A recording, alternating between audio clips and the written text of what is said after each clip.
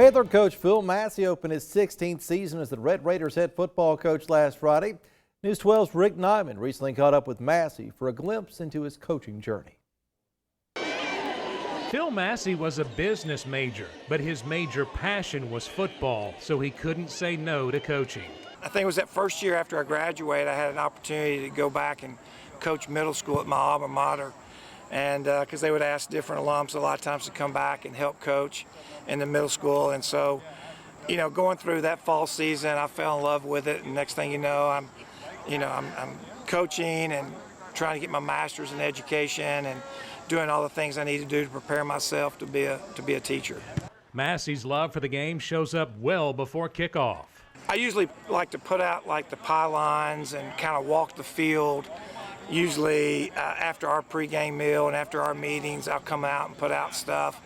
And even my wife's asked me, like, you got other people, why can't they do that? And it's like, no, that's what I want to do. And it's just something you kind of get accustomed, I guess, being a public school coach. You got used to where you were doing everything.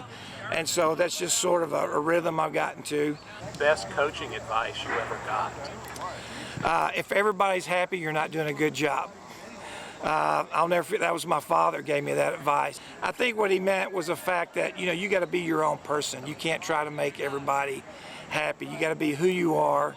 Massey has met some of the biggest names in college coaching, and there's one familiar coach Massey always enjoys seeing. It goes all the way back to Coach Fulmer.